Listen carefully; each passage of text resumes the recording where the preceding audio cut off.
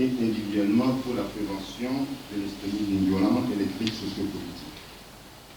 Alors, bien que l'extrémisme violent ne soit pas l'apanage d'un groupe d'âge, de l'un ou de l'autre, d'un groupe ou d'une communauté donnée, les jeunes sont particulièrement vulnérables aux messages diffusés par les extrémistes violents et les organisations terroristes.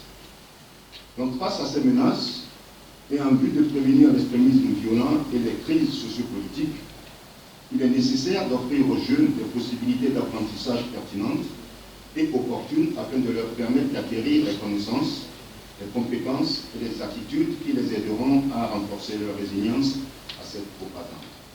Je vous invite à noter ces idées déjà qui constitueront des idées de projet pour vous, pour savoir comment vous organiser en tant qu'organisation de la société civile et leaders religieux, organisations religieuses, pour vraiment avoir de l'impact dans vos actions vers la jeunesse. Alors, que comprenons-nous par extrémisme violent? L'extrémisme violent renvoie aux croyances et aux actions de personnes qui apportent leur soutien ou qui ont recours à la violence à des fins idéologiques ou religieuses ou politiques. L'extrémisme violent, les extrémistes violents ont tendance à imposer leur point de vue dans de nombreux domaines. Il peut s'agir du domaine politique, religieux ou encore des relations entre les sexes. L'extrémisme violent se manifeste quand on ne tolère pas d'opinions différentes, quand on considère que son propre point de vue est sans appel, quand on ne laisse aucune chance à la différence de s'exprimer, et quand on veut imposer son point de vue à autrui, au besoin par la violence. La radicalisation de la même racine que l'extrémisme violent, c'est un terme quelquefois contesté et employé pour décrire le processus par lequel un individu ou un groupe d'individus est amené à considérer la violence comme un moyen d'action légitime et souhaitable. Si le niveau d'instruction ne semble pas constituer un indicateur fiable de vulnérabilité à la radicalisation, il a cependant été établi que certains facteurs socio-économiques, psychologiques et institutionnels, regroupés par les spécialistes en deux grandes catégories, pouvaient aboutir à l'extrémisme violent. Il s'agit premièrement des facteurs de répulsion qui conduisent les individus vers l'extrémisme violent. Par exemple, la marginalisation, les inégalités, la discrimination, la persécution ou le sentiment d'être persécuté, un accès limité à une éducation pertinente et de qualité, la privation des droits, des libertés fondamentales et d'autres griefs d'ordre environnemental, historique et socio-économique. Le second facteur, c'est les facteurs d'attraction qui renforcent l'attirance suscitée par l'extrémisme violent. Par exemple, l'existence de groupes extrémistes violents bien organisés, dont le discours ont une grande force de persuasion et qui mettent en œuvre des programmes efficaces de services, d'aide aux revenus ou d'emploi en échange de l'adhésion. Ces groupes attirent également leurs nouvelles recrues en leur permettant d'exprimer leurs griefs et en leur faisant des promesses d'aventure et de liberté. Il y a des signes avant-coureurs que nous pouvons identifier pour dénoncer ces extrémismes violents. Les comportements que nous allons citer peuvent constituer des indices de radicalisation. Et si plusieurs d'entre ces comportements sont observés, la famille et les proches doivent être alertés. Premièrement, on peut parler de la rupture soudaine avec la famille et les amis de longue date. Vous voyez, le jeune qui fait une rupture soudaine avec sa famille et avec ses amis, abandon scolaire soudain et conflit avec l'école, changement de comportement dans les domaines de la nourriture, de l'habillement, de la langue et des finances, changement d'attitude et de comportement envers autrui, commentaires antisociaux, rejet de l'autorité, refus des interactions sociales, signes de repli sur soi et d'isolement, fréquentation régulière des sites internet et participation à des réseaux sociaux qui défendent des idées radicales ou extrémistes, prédilection pour les scénarios apocalyptiques et les théories de la conspiration. Alors, à tout ceci, nous proposons l'éducation comme une grande solution.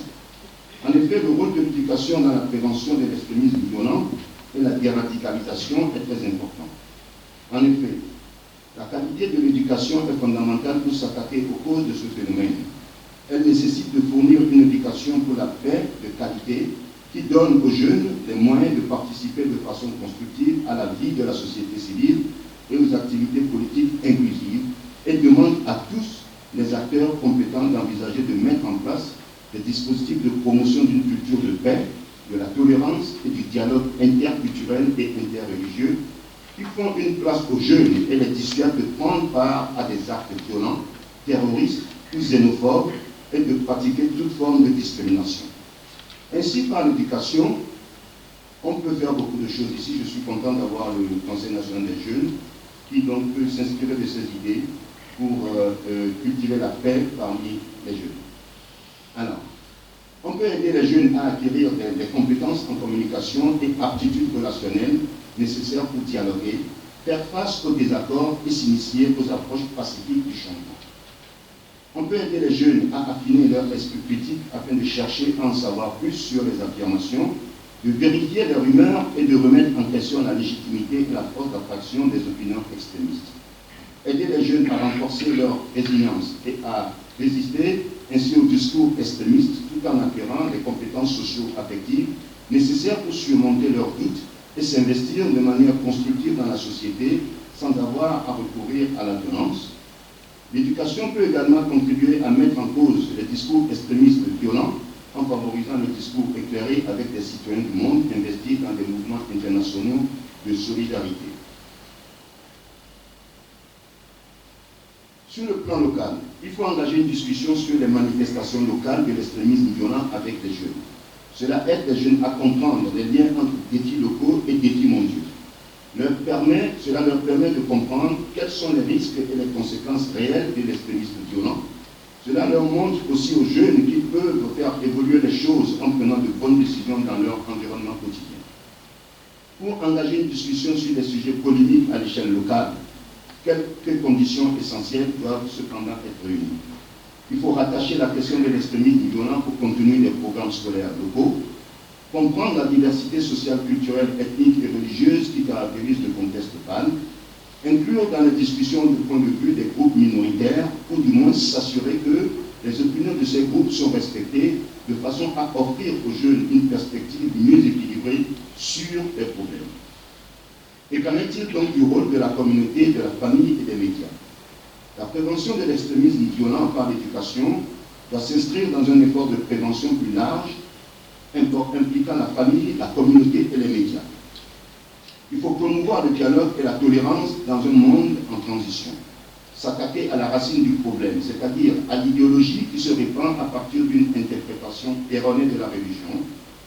Veille à ce que tout ce que nous disons, tout ce que nous écrivons, nous enseignons et nous prêchons aille à l'encontre de l'extrémisme violent et dans le même temps, nous devons construire une société plus juste.